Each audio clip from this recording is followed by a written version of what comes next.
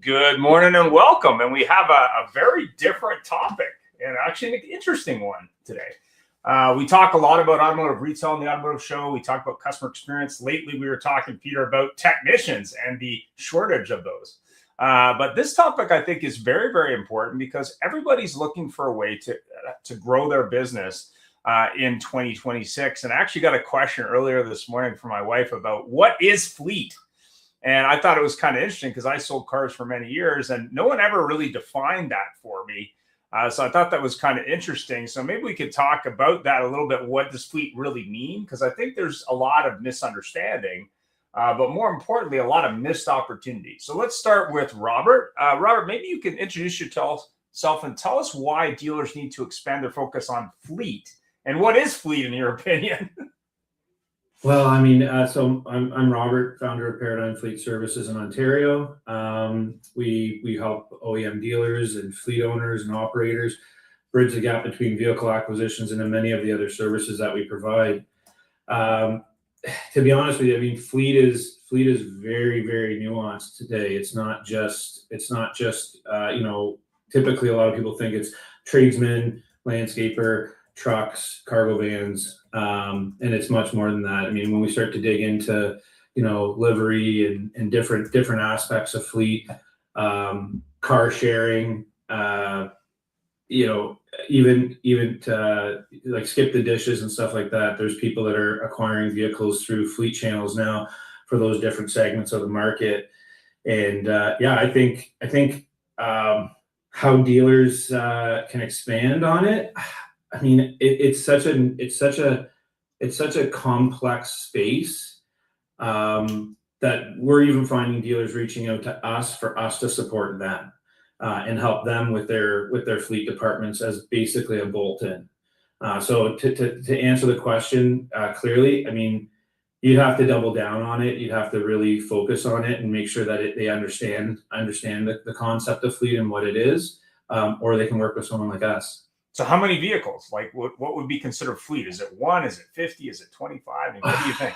I mean, 67% of the fleet business is made up of like under 20 trucks. Oh, okay. So, I mean, you think about the aspect of fleet and what it really means. I mean, the guy who has one truck today could have 10, 15, 20 plus trucks in the next 5 to 10 years, right? So it's always ever evolving, and I think the focus is on customer lifetime value, and what kind of weight do you put on that? Fantastic. And we got Garrett, the one and the only, on. So Garrett, tell us a little bit about you, what you do, and more importantly, why do you think dealers need to expand their focus on fleet? I know we talked a little bit about leasing, but go ahead. Yeah, thanks, Ian. Appreciate it. Garrett Weyrich. I lead mobility and fleet operations for a company called Freedom Move, actually a division of Stellantis. So, Chrysler, Jeep, Dodge, Ram for the North America side. And we work across multiple U.S. markets in many different various metropolitan cities. But yeah, we basically kind of exist in what Robert was speaking about, in the kind of a hybrid of car sharing as well as fleet. We provide fleet inventory to many rental agencies across the United States. And then we kind of are a hybrid where we kind of go between dealerships as well, where we go to a lot of dealerships and actually buy vehicles, from overflow out of stock to provide to our mobility operators, as well as do obviously traditional fleet ordering. So kind of a hybrid. We don't really work much with the, the truck space per se that, Robert mentioned, but, we do kind of work in that kind of in-between space, if you will, between fleet management company and end user, rental agency. And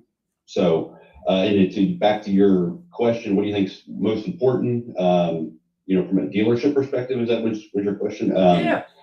Yeah, no, I think it's just, you know, I mean, what I've seen in my experience here in the past couple of years with this is that there's some dealerships that are very in the fleet, and then there's a lot that are not in the fleet, where they kind of tiptoe a little bit and say, yeah, we'll do fleet, but then when it really comes down to the transactional level, they're more still wanting to kind of push the retail type numbers and push towards allotment and things of that sort, which is very important, and I understand that. But then, you know, there is some of the dealerships out there that are very just fleet centric, and you know, they're operating within that kind of space. So that's some of the, you know, challenges I've seen with some of the franchise dealers. Just depends on the group and their initiatives. And what is fleet like, in your opinion? How do you define that? Like, how would you define the number of vehicles, or what fleet is, for a dealer that maybe doesn't know what that is, or maybe is doing it incorrectly?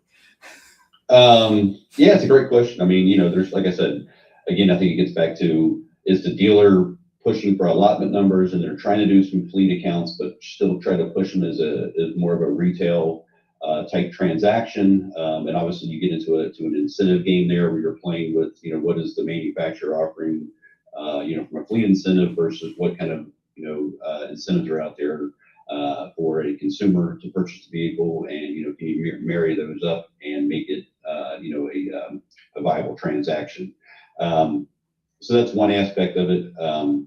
Yeah, and I think when it gets into, you know, servicing things of that sort, it's kind of more of a distance relationship, because, you know, a lot of times the fleet's going to various spots across, you know, North America. So, you know, it's not really as important from a, you know, from a maintenance standpoint, with maintaining that. A lot of that's done more at the fleet management, FMC level. So, but yeah, I mean, I think back to, you know, the point, I mean, I have accounts out there that have 5 cars with me, and I have accounts that have 400 cars with me. So it's just a matter of, you know, what we consider fleet. But I think it's just, anytime you're buying in some sort of bulk number, I think to me, that's fleet. So it's like a dozen donuts kind of deal. I get it. Exactly. Yeah. I actually worked with a General Motors store years ago that had their own in-house fleet for the oil patch, where they, you know, fleet those out, and then they bring them back and then turn them into used cars after a period of time, which was kind of interesting. Peter, you had a question, you had a thought. Yeah, one of the things with fleet, from my experience, has been, you've got really, like you're talking about, there's 2 different levels. And what I think dealers are starting to realize is that fleet could be small, like you just mentioned, Garrett. You got 5 vehicles. And I find, my experience has been, in the metro markets, you have more dealers that actually will have a fleet department, because they have a larger opportunity. Whereas the smaller markets, you know, the rural markets, they're not really big on fleet, because there's not a lot of companies that would fit into a fleet buying situation. So with fleet, I think it has a lot to do with the size of the market. But for the dealers that actually take the time and devote the resources developing a fleet department, they're highly successful. But fleet has got to be handled totally different than your straight retail. And I think that's one of the things we should address a little bit. And where it also ties into, in a lot of the shows we've done recently, is about service and the commercial departments and commercial fleet. So if we're talking about fleet from a retail standpoint, you know, you've got to have a team, in my opinion, that does that, that's making the calls or talking to people, because those buyers are different buyers. They're looking for different things. And I'm sure Garrett and Robert can expand on that a little bit, because those people are very specific, because they know what they need as far as the vehicles, because they also have to tie in what that vehicle is going to be equipped with. And that becomes a huge problem for some dealerships, because when you start putting the cherry pickers, and you put the pieces to stabilize the vehicles, all that types of customization causes a number of problems, especially when it comes into service. So I think it'd be great if we dove a little bit into how these dealers should actually look at, you know, when they're looking at fleet, because that, in my opinion, is a problem just I've seen from the service standpoint, because a lot of vehicles will come in for service, and the aftermarket equipment that's been put on it actually damages the electronics in the vehicle. So I think that's something that we should look at as well. Yeah, I mean, years ago, when I worked for a Honda store, we sold some hybrids to a city fleet, and they had probably, I don't know, 800 to 1,000 different vehicles of various types. And that, you bring up a point there. If it's a, you know, police interceptor, or if it's a, you know, a city vehicle or a delivery van or whatever that might be. So I guess the question becomes, how do you deal with that? But B, how do you get started? If I'm a dealer, let's just say I don't do any fleet, or I got I guess a fleet manager and fleet name only. How do I get started there with fleet, and why should I do it if I haven't historically? Why don't we start with Garrett on this? Why fleet? Like why? Well, I mean, I think it, it opens up the dealership to a much larger subset of inventory, sales, etc. Obviously, again, it's a matter of, are you going to? I mean, I can think of a couple examples of dealers that I do business with that are actually kind of in small rural areas. Not to go against Peter's point, but I mean, they're more small areas, and what they've done is they decided that for our business to really be large and grow, we need to push to the fleet market, and we'll ship vehicles all over North America, and really go after that market. We know in our backyard here, we're very small from a retail standpoint, but we have the opportunity to vastly throw a huge net out there and ship vehicles all over the U.S. So I do business with a couple different points that are, on paper would look small if you look at the retail number, but then they're selling thousands and thousands of vehicles across North America. So, I mean, I think that's one reason to get into fleet, because I think it really can help you grow a whole new subset of vehicle sales,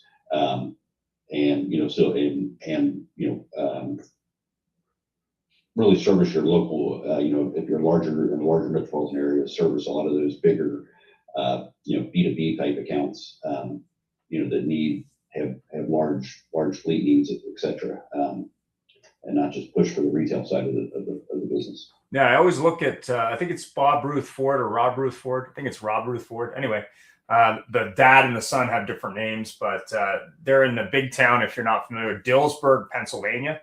And they started selling in the pandemic hundreds of vehicles in a very small town. And I was like, well, that's interesting. How are you doing that? So it was very interesting. But to your point, when you look at national leasing companies that may not even have a retailer in that market, they may just set up a little market and sell vehicles, but I guess you could also ship those. So Robert, what do you think? Like how do you get started, and why should you get started? I agree with Ian. I think there's a huge opportunity, especially for the rural markets, to get into fleet. We see it up here. There's one in particular, just north of Barrie, small SMIT segment of the market from a retail perspective, but massive fleet business. And it's interesting because, like, how to get started. I mean, I think the fastest way in isn't building everything from scratch. I think it's finding the right relationships. I think it's making sure that you're reaching out to the FMCs and the leasing companies and things like that, and building those relationships, working with like partners that can help support that growth, and you being a point of contact for the vehicles. I think it goes much beyond the vehicle itself. I think it helps to understand the commercial needs of the customer. Like, what does the customer actually need from a perspective of how do they operate their business, and identify where those opportunities land, so that you can be that point of contact of a trusted partner. So, I mean, I know historically, thanks for that. I know historically it's kind of like, okay, if I have a big three domestic store, sure, fleet's huge part of my business. But what if I don't have that? What if I'm a Hyundai retailer or a Honda retailer or a Toyota retailer? We did have a question from a dealer that says, hey, like, I haven't traditionally done a lot of fleet.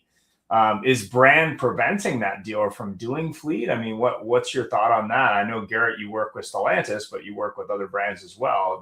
Does brand matter with fleet? Yeah, I would definitely say it matters. I mean, you mentioned Toyota. I mean, Toyota is traditionally not as fleet centric, if you will, outside of the big major rental car companies. They really don't push as hard as some of that's just due to the fact that they necessarily don't have to, right, with the product that they're pushing and selling. So, you can kind of look at the incentives and see what kind of incentives are out there on the vehicles, and kind of get an idea who's really pushing fleet, and who doesn't push as hard, if you will. So, yeah, I mean, I would say, you mentioned Hyundai, you mentioned Kia. Yeah. kind of tiptoeing in a little bit into the fleet side of things at this point in time, but I think they're growing a little more towards that business and looking to grow it. Nissan seems to have a pretty heavy presence on the fleet side, as well as your obviously Ford, General Motors, and Stellantis have a pretty large presence on the fleet side. So yeah, I would say that just depending on who the OEM is going to kind of determine how hard you're pushing towards that. So thanks. Robert, what do you think on the fleet side? Does it matter the brand that you represent or brands, or is that not really an issue? I think there's opportunity for all of them, to be honest with you. I mean, there's lots of sales vehicles on the roads. Again, like I mentioned earlier, the different delivery companies, Skip the Dishes. Certainly there's operators in there that hold contracts and are able to facilitate more than one vehicle, one person in the vehicle. And guys that are running smaller rental operations, right? I mean, there's a huge opportunity there in rental, especially like this.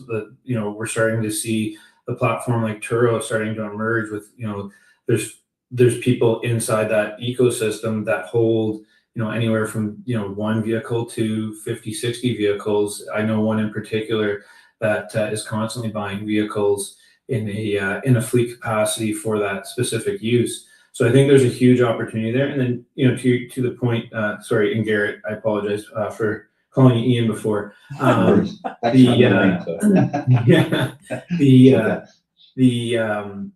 Toyotas of the world, I think they've got a huge opportunity. I mean, they hold a massive residual value on those vehicles, and they could look very attractive in the fleet world, especially the Tacoma and Tundras. I mean, I think they've done a good job of positioning those vehicles as retail trucks, and we don't really see them too often in fleet. But it's definitely a lens that we're looking through currently ourselves, and how to deepen that relationship and to see if there's an opportunity to expand on that opportunity. Because at the end of the day, like you've mentioned, Garrett, Ford, General Motors, and Stellantis have a huge grip on the fleet business. And I think pickup trucks make up a rather large portion of it.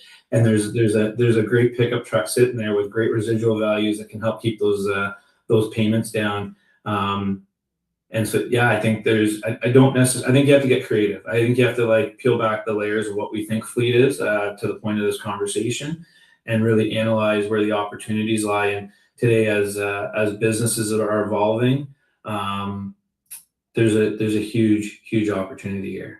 Yeah, I mean, I remember early days of the pandemic, there was a dealer in the California market. What he was doing, because he had some inventory that maybe he was having trouble moving, is he was turning those into rental cars with the whole idea of either I rent them and they become a certified used car, or I rent them and that person renting them becomes an owner.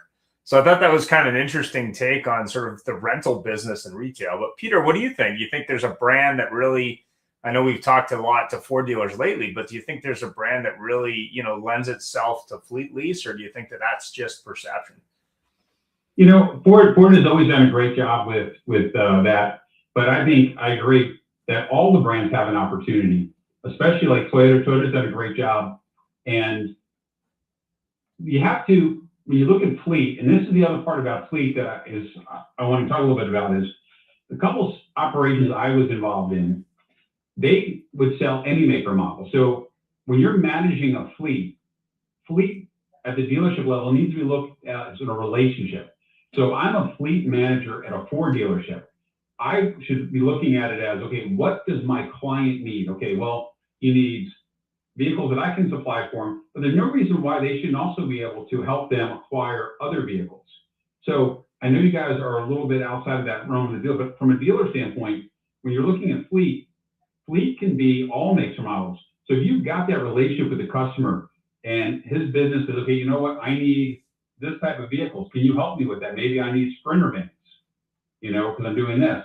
Being able to provide them a variety of vehicles is, I think, the key to being successful with fleet these days. Yeah, I mean, I think that's a great question. I mean, if you're obviously, Garrett, you are agnostic to brand. Do you have, clients approach you, say, hey, I need some of this and some of that. I want a mixed bag of vehicles. But more importantly, I think we talked about it before. I mean, there's also creative leasing for outside of your traditional fleet. I mean, what do you think works and doesn't work in that regard with the different brands. What do you think? Yeah, 100%. I mean, we do both. We'll do closed in, opened in, kind of more of almost a track lease, if you will, with a lot of our clients. But yeah, I mean, there's definitely, especially with me dealing with a lot of these smaller, more independent rental type agencies. Turo was mentioned. We do business with, quite a few Turo agencies as well. And obviously their needs when they come to us is not just, hey, I don't just need, 50 Jeep Wranglers. Can you get me some Nissan? Can you get me this or that? And some of them have their own franchise relationships already established. And then we're just kind of coming in and helping you facilitate the transaction and ultimately finance the transaction.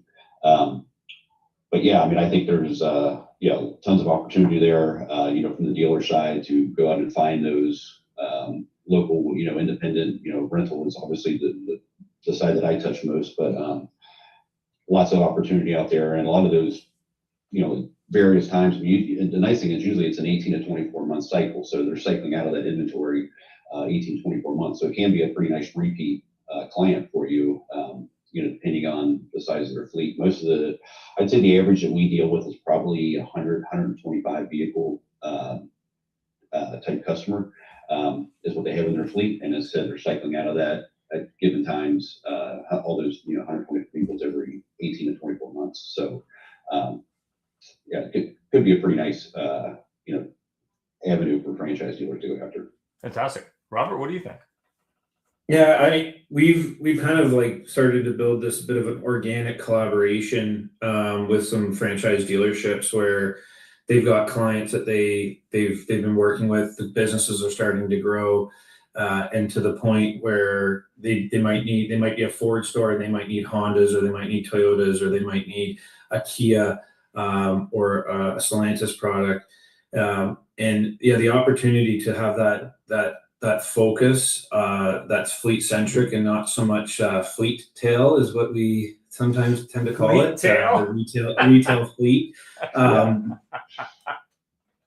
ahead, sorry. And evolve outside of that.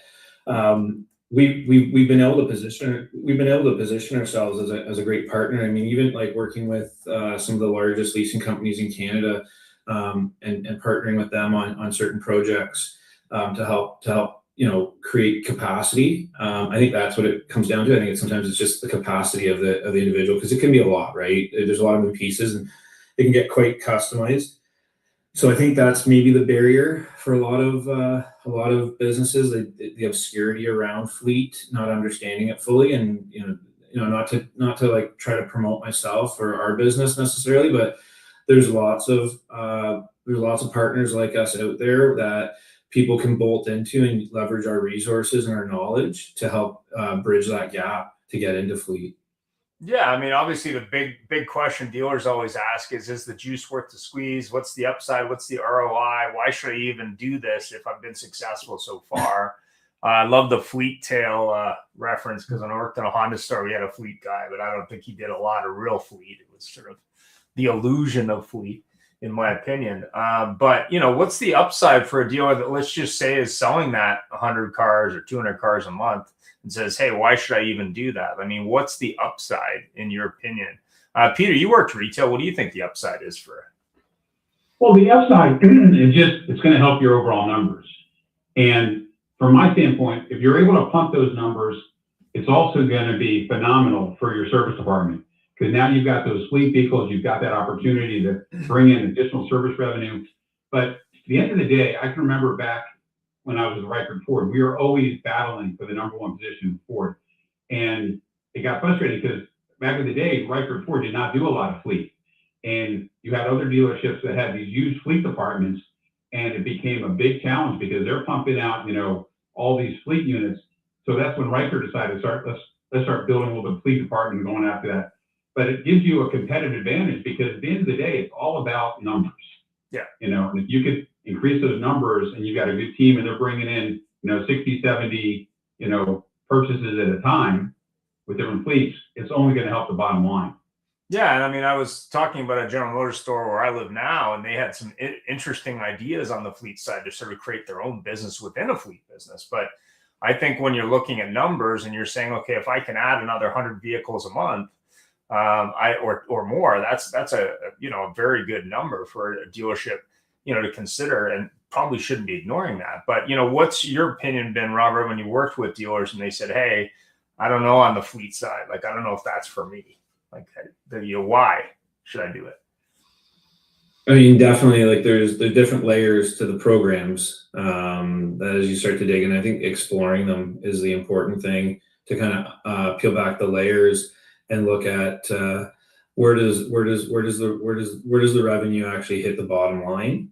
And I think once you start to look at the different buckets that are available in fleet through the partnerships, the veil starts to peel back a little bit, and you start to understand that there's more of an opportunity there for actual profit than there is just, the big scary thing is, I'm not selling a car for $100 over invoice, right? I mean, that's been the elephant in the room for a lot of guys not getting into fleet and not even probably considering to explore it. But I think just a little bit of effort and looking in and finding the right partners, being a part of the community that is in fleet, and learning and asking your peers, what is a good opportunity for me? What does it look like? But certainly to your point, it's the volume. I mean, the volume and the creation of used car inventory.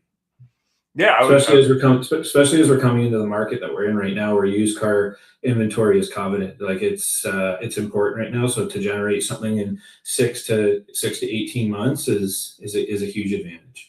Yeah, I mean, I know that 6 years ago there wasn't a lot of inventory on the ground, but Garrett, I think we have a reverse problem now where there might be a little bit of flooring costs for some dealers. They might have a little bit of inventory, but what's your opinion on the upside? Why should they do it? I mean, I think this is to echo some of the earlier points. I mean, obviously, it gives you a new subset of clients to go after.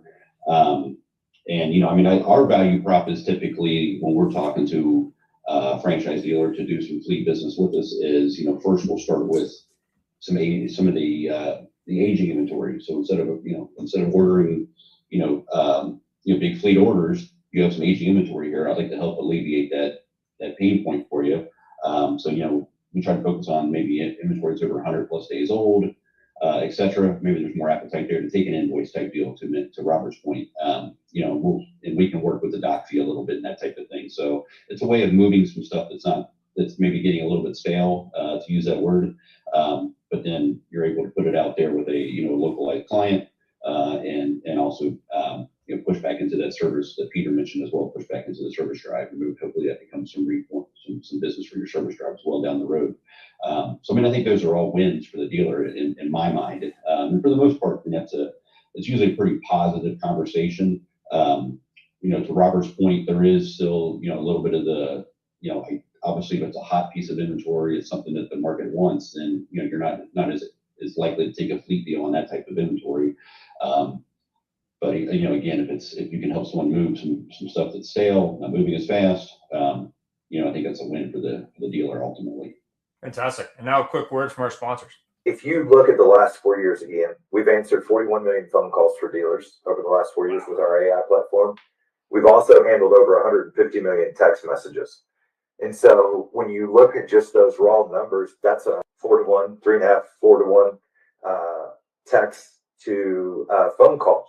So I don't know. Here's what I can tell you, though. I believe that the customer wants to be met where they are presently. If that is text, voice, video call, if they want to be engaged instantly. I'm Vince Delmonico, General Sales Manager with Cruise Ford Lincoln. Larry Feldman came out and did one of our training courses. Absolutely incredible. I sat through the course myself. The engagement that our salespeople gained from it, the excitement that he brings, it was a new way of looking at things that we're already doing and how we can improve them. Love it. It's literally the best thing since sliced bread.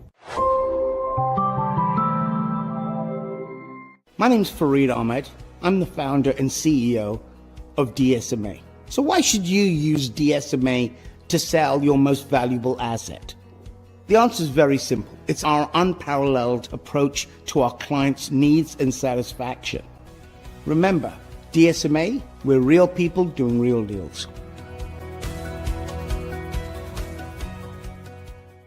Meta, Instagram, social, and your team is still waiting for ups like it's 1999. Let's be honest. Your market isn't watching TV commercials. They're double tapping and engaging with your competitors on social media posts. People are shopping these days for cars and servicing their vehicles in between watching cat videos. Hello, Mr. Larry. How are you? Doing great, my buddy. No problem. So we've been talking a little bit about lease, fleet.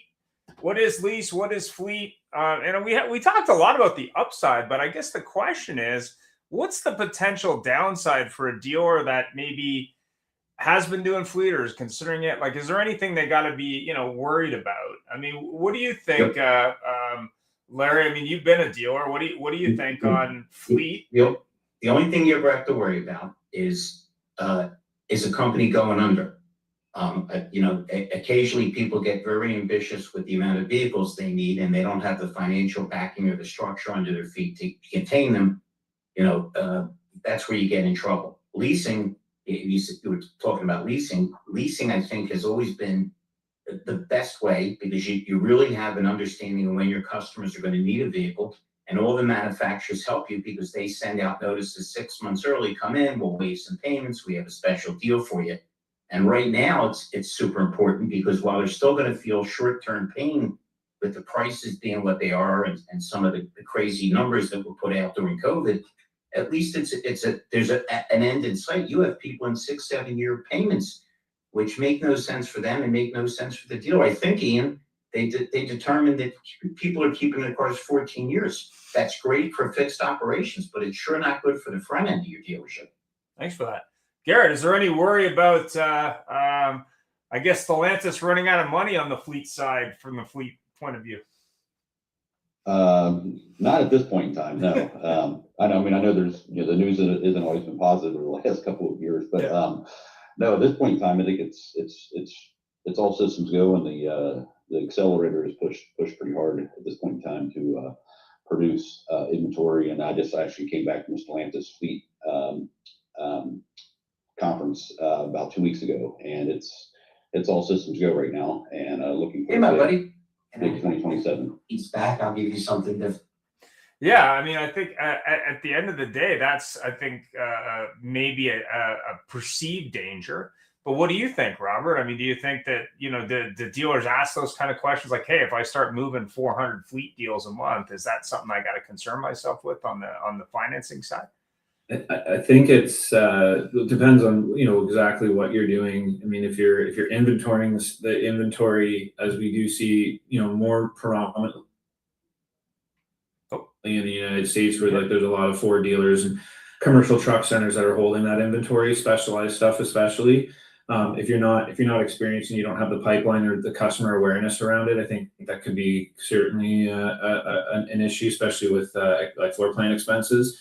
But I think it's also just like having the awareness that it might not necessarily just be a vehicle sales game, like a volume game, and it's more so understanding what the customer's expectations are, or at least understanding what the customer's delusion is too, to the point that that was made about somebody being a little bit too ambitious and maybe not having right size their fleet for their operation, and the business is still kind of in an adolescent stage, and it's growing into being a teenager and then into a young adult, where it does crest a concern that you got a guy comes in, okay, I want 5 trucks. The guy can afford to get 5 trucks. We approve him for 5 trucks, but in 6 months he can't pay his maintenance bills, and then the next thing that comes is he's not making his monthly payments. And the next thing you do, you're putting those on the lot as a used vehicle. But he's been working his ass off trying to get those things utilized and making money, and he's keyed those things right out. So it's the fleet management side of it, really. I mean, making sure that you understand what the capacity of the business really is, and making sure you're giving them good guidance. Yeah, I mean, I saw an episode a number of years ago now. There's a Toyota dealer called Beaver Toyota, and their goal was to sell 400 used Toyotas in a month. They didn't get there from 60 to 400 overnight. They had to have a plan over time, and they had to actually have the inventory to hit that number. And it sounds like a crazy number when you're looking at 400 used Toyotas in a month, or used vehicles at a Toyota store. But the same, I think, is true with fleet. I mean, you're not going to go from 0 fleet to 1,000 vehicles a month overnight. You're probably going to have some sort of game plan. But what do you think, Garrett? I mean, what do you think? The downside of the mistakes dealers make when they try and do this. I mean, obviously, it could be. I mean, the good thing about fleet is that typically, you're acquiring the client and then you're ordering on their behalf through whatever OEM or manufacturer you're working with. So there's a little bit of a safety net there from you're not ordering extra allotment typically. Now there is a chance that you do order early based on XYZ accounts that you have, clients you have, and that gets back into Robert's point a little bit, where you could be sitting there with an influx of inventory. I've seen some of those problems happen over the past 3 years, where I know there was a ProMaster van situation that occurred a couple of years ago, where a certain company went out of business, and then all of a sudden there was this mad scramble to move. I think it was like 800 ProMasters, right? So that can happen. That can be, some of the things you need to, obviously forecast and think about. I mean, on my side, particularly, I mean, with what we do, we don't see it as much because we're more working with a direct rental client that has the need for the inventory over the next, probably 6 months life cycle. And then so we can either source through fleet order, or we can source through out of stock inventory from dealerships that want to participate. So we kind of go down those two different silos from an inventory perspective. So it's a little bit more safe, if you will, in that regard. Obviously, on our side, we do have to worry about our clients paying us back. We kind of operate like an FMC a little bit in that regard. So we do a full vetting and financial vetting of any client, and really try to make sure the business is solvent and that there's consistent demand there within their business to make those lease payments, if you will. Yeah, I think there was an issue. I think it was a car rental company bought a bunch of Teslas and then decided that was a bad move. They were trying to blow them all out, basically, so that impacted overall pricing of those cars. But I think go ahead. I could come full circle with Tesla. I mean, I was at a rental car conference about 2 months ago, and what we're seeing by 2030, what may happen with autonomous driving and that type of thing, I think Tesla's going to be could make a flip back here to being much more advantageous to have within your fleet. So. Well, I also think from a used car perspective, and we've done a bunch of shows on used EVs, but I think there's a huge opportunity there. But I think, talking to a friend of mine who's a dealer, happens to be a Cadillac franchise owner, you're going to have to learn as a dealer to sell EVs at one point or another. I mean, you can fight the power, and maybe it's not 100% of your business, but it will be a portion of your business. And I think that you're 100% right there. As we look at the evolution of a market, you're going to see the fleet business change with it. What that demands that fleet customer might have had, 12 months ago with, say, a Ford F-150 Lightning, where now they want a hybrid, or whether, a van for, something like government or delivery, which was electric, now might be a hybrid car, or now there might be a mix. So I think, you've got to look at that from a point of view of this opportunity, especially on the used side, as Larry said, is you're looking at, 96-month finance versus 24, 36-month lease. That gives you a lot more inventory to choose from than to hope to get it at the auction or from a private customer. But also, I think the bigger question is, are you committed to it? Because I think the other thing that we haven't talked about is, there's probably also dealers that decide they want to get in the fleet and then go, maybe this isn't right for us. So, I don't know, Peter, what your thoughts are there, but what I would say is that you have to commit to it and have the staff to actually, move that ball. What do you think? Oh, I think the staffing is a key component of it, but when you're looking at it, it's what is the ultimate goal? And part of it is having the plan and execute. But going back to what you're saying about the used EVs, so I want to just touch back on that before we go somewhere else. Dealers have got to pay attention to use EVs. That's going to be a market. It's going to be a problem. And I think that they're not paying enough attention to those. And I think there needs to be a better plan for handling those with what's coming in. But I'm answering both questions, together. But so I think the used EVs is going to be a big challenge. I think dealers are avoiding it. And that's a concern I have from a dealer standpoint. But secondly, you have to have a plan. You have to have some sort of plan in place. It can't just be, hey, let's try and go out and do 400 cars like you were talking about that one dealer. They have to have a little bit of a plan. And the problem is, it's the execution. Have a plan and then execute. And one of the challenges I've noticed a lot of people lately is they're not looking and seeing if they're even on pace to hit their goals. And you can't wait till the end of the month and say, hey, how do we do? You know, but they need to be tracking where they are and adjusting their marketing to accomplish those goals. Yeah, I mean, to sell 400 used cars in a month, you need 800 in inventory. So you're not going to go from, 200 cars to sell 100 to 800 like overnight. That's not going to happen. Now, fleet could probably help you with that, especially if you're selling a lot of volume. You have fresh inventory. But Larry, you're muted, by the way. What do you think, that dealers are missing here on the fleet side, other than financing? And how do you think that they can get that integrated? Like, how, what commitment should they be making? I know staffing is what you do. Well, the first thing, I'm going to slightly disagree with you. I don't think you need 800 cars to sell 400. I think you can get away with less than that if you have the right vehicles. If you're paying attention to what your market wants and what your market will bear.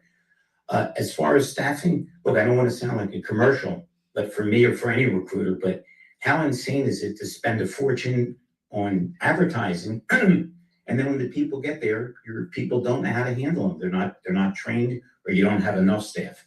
So it's like everything else. It's all about process. It's not sexy, but it's process that makes people successful. It's being consistent. It's blocking and tackling, and that's what's always going to get it done. And with let me throw one other thing in. I had my doctor retired, and I need to schedule a new doctor. I have been through voice hell because trying to get a doctor on the line, it's impossible. And these AI chatbots, what is it you need? I need a new doctor. What was that?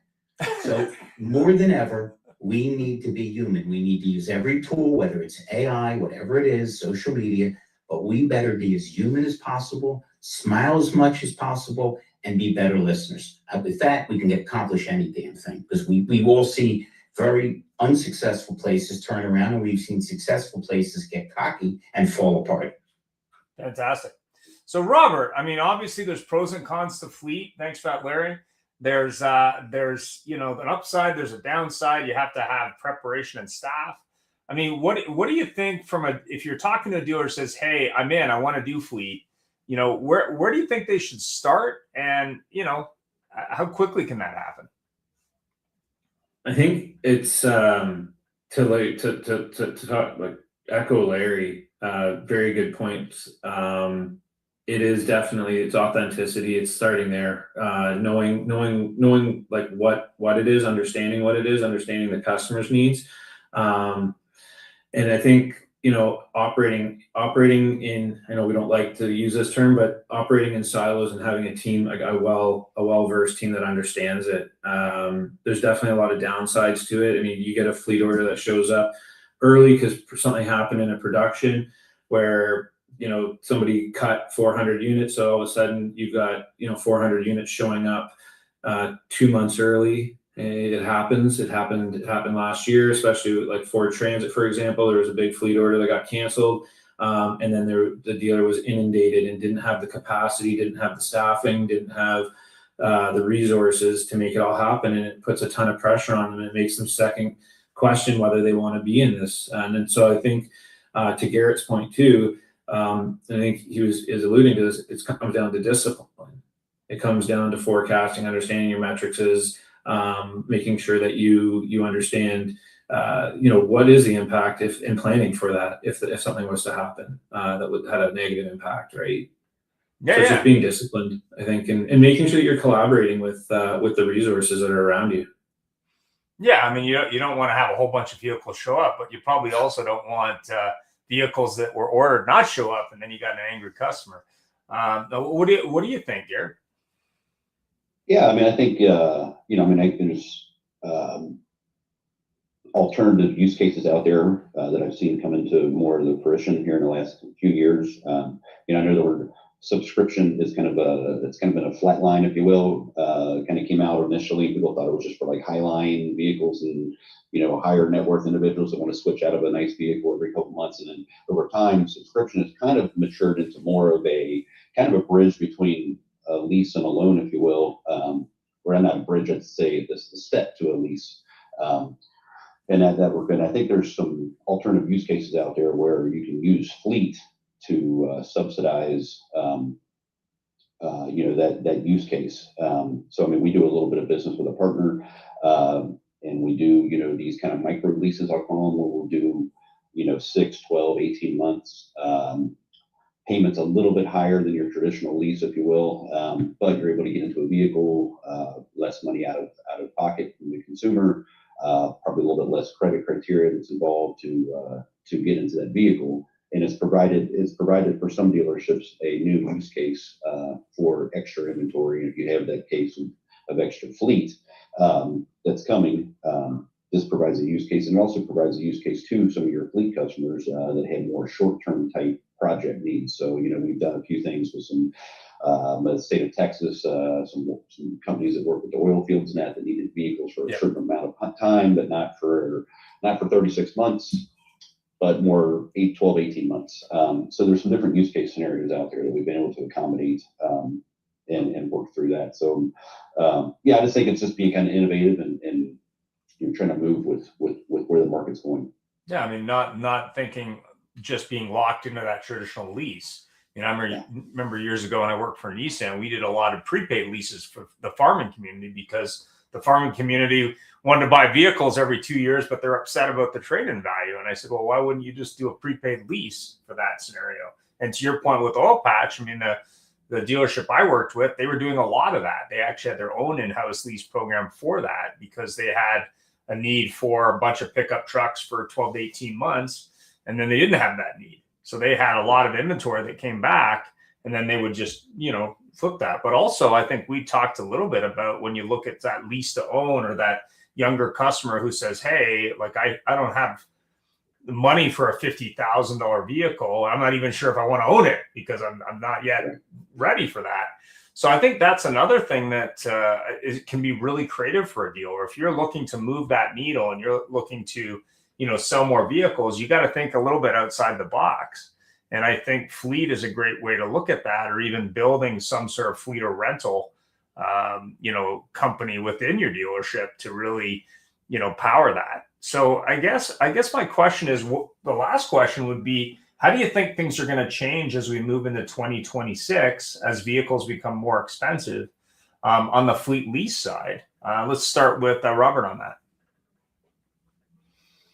To echo Garrett, the subscription model, I think, is going to be something that's going to be growing in the space. I think there's, especially the generation that's coming up right now. I mean, their understanding of owning a vehicle versus leasing a vehicle versus a subscription model that gives them a little bit more freedom and flexibility, I think, is going to create a huge opportunity for used vehicle generation of manufacturing inventory. But I do believe that the big upside is going to be, I mean, just the shift in the marketplace and being a new adopter to where it's going. I mean, I think we're going to see rental companies and stuff like that starting to expand, and the awareness around that is going to be fleet centric. I think you're going to see a lot more fleets looking at the maintenance recovery costs of a subscription model far outweighs the cost of long-term ownership. Yeah, I mean, when you look at generations, and I know we've had shows recently, Peter, on generations. When you look at fast forward 5 years, I mean, you're going to have 70 to 80% of the people buying cars being millennials or younger. And, they believe everything should be on a monthly payment plan, be it their cell phone or their TV or whatever it is. So I think it makes sense that they say, hey, I don't really want to own a car. I budgeted X for it. So I think they're probably the most appreciated lease customer that dealers are looking at right now. They're like, oh, well, we'll just make the payment longer and then it'll be affordable. But the reality is they just don't like the way that maybe their parents bought cars. I mean, what do you think, Garrett? Yeah, no, I think the subscription model is going to continue to grow. I have a 19-year-old son myself, so I understand your sentiments, precisely, if you will, and things that are important to them were not necessarily important to my generation. But yeah, it's more of a use case type thought process when it comes to a vehicle. And I guess where the word mobility comes into play, where that younger generation isn't really so married to the vehicle as a reflection of my personality. It's more just a means to get me from A to B, which is kind of refreshing in some regard. But yeah, I think there's definitely a case out there where not needing to put so much money up front from a cash down payment commitment to having a long-term written out. I mean, we see auto loans now that are reaching almost 96 months in some cases. So being tied into something for that long period of time just doesn't make that much sense, anymore. So yeah, I definitely think the subscription piece of it. We have our partner Drive It Away that's been doing this now for 3 years. Basically, I think the majority of their customers, I would say, are kind of in this 25 to probably 35, maybe at the high end, kind of demographic, if you will. And that seems to be the use case that's out there. It's just more of a payment use situation as opposed to ownership. Peter, I mean, I know you have a younger son. What's his opinion on payment? Well, payments are a big thing with the younger generation now. And we talked about this a couple of shows ago where, and it raises questions, a lot of the younger, like Dylan's 23, but a lot of the younger kids, like I have neighbors with kids that are like 16 years old and they don't even have a concern about getting their driver's license. Yeah. So that whole process is changing, and that younger generation, and unfortunately, in one respect, Uber, which is great in some ways, but Uber has also created a situation where a lot of people don't feel they need a car. If they're working in the city, they don't need a car. They can Uber different places. I'm glad that a lot of the younger generation, when they go out, go out on the weekends, they're Ubering. They're not driving, because they're drinking or having a good time. So Uber has changed a lot of things. There's too many other ways to make it convenient for them to get transportation. Some people actually look at the fact, okay, look, I need a car 3 or 4 days out of the month. It's cheaper for me to rent a car and have the insurance covered than to go buy a car. So the car buying and ownership process is changing with the younger generation. So leasing does play a factor for some because it does give them the ability to have a lower payment, have a nicer car, and if they're in a business situation, they have some tax write-offs as well. Yeah, I mean, and I guess that speaks to our show on Wednesday. We're doing a show on video and how that's changing car buying. So if you are interested in video and how, I guess, the attention span of consumers is shrinking, our video is pretty much everywhere. Check that out on Wednesday. But also, I want to thank everybody for being on the show today. We have time for final thoughts. Robert, what are your final thoughts on fleet lease and I guess the generational model? Yeah, I mean, there's definitely a lot of research that's going into it right now to understand what's important to them. Obviously, we're going to be going into, from our perspective, we're going to be going into some challenges with finding tradespeople to fill those commercial vehicles as well, as that demographic starting to age out a bit, and hopefully the next generation sees the opportunity to be, with again advancements in AI. I think we touched on it too. There's going to be a lot of seats that are going to be empty due to AI. So I think trades are going to be a fantastic point of income for this next generation coming up, and a huge opportunity. But I guess, I'll leave it at this: is how do we motivate them to get into those seats? And we're working on that right now internally to figure out, how do we create some type of capacity that they want to get into this business and fill those seats up. Fantastic. Yeah, we had a show on finding technicians that had probably the highest engagement we've seen in a year, 97%. So clearly there's a need. What do you think, Garrett? Final word to you. You're frozen, I think. Oh, is he there? He's there. Can you hear me? I can hear you. Oh, okay. You're talking- Well, yeah. What do you think? What's your final thought on fleet? How it's going to change this year? I think the future of mobility, et cetera. I mean, it's obviously, I hate to use the word, AI, but I think we're probably going to more of, I'll call it maybe API driven fleet intelligence, where, it's just going to keep getting more autonomous as time grows here, with the ability to extract that data real time from your fleets. I think maintenance is going to get much more predictive, to where there'll be more automated, ops that come up to predictive maintenance. Obviously, the OEMs are trying to be at the forefront of the integrated telematics, and really trying to, still keep a monopoly, if you will, on the data that comes out of those vehicles. And obviously, we spoke on the shift from ownership to more of an access type use case. So I think fleet will definitely play into that. And then obviously just the data, again, is a competitive advantage. The OEMs having all the data and being able to package it and utilize it for fleet clients, et cetera, is going to be very important, I think, as we progress through 2027. So that's just some of the things that I see that are, probably going to, come to fruition here in the next 12 to 18 months. So. Fantastic. Peter, final thoughts to you. We're almost out of time. Thoughts again. Thank everybody for joining us. 2 little tips. If you are looking to build a fleet department, where you need to market that is on LinkedIn. You need to really focus on LinkedIn. LinkedIn is a great tool for building your fleet department. It gives you the ability to go in there and search for businesses in your local market and reach out to them. That's where these business owners are. The other thing is our show on Wednesday, regardless of what aspect you're in as far as marketing, it's a very powerful show. It's about video. That younger generation we're talking about, they spend all their time on video. They're all over YouTube and TikTok and all of that. That's all they do is these little short videos. So it'll be a great show to watch if you want to learn about how to reach the market. And then the last piece for the fleet side is, if you're looking to grow fleet, number 1 is going to be LinkedIn, and number 2 is videos, but video testimonials, where you can get the owners of companies talking about how you were able to come in and help solve all of their transportation needs, and that you provided the resource where you can provide them all the tools that they need to effectively manage and grow their business and their fleet. Their testimonials, and of course, video testimonials, are critical. So again, thank you all for joining us today. You've been fabulous. And dealers, as always, if you have any questions, please reach out to us at theautohubshow.com. And thanks again for all your participation today.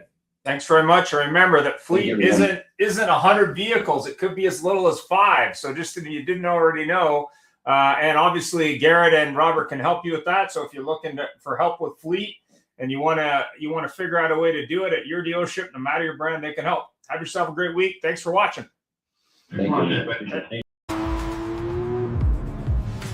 Thank you for helping the industry get better today live.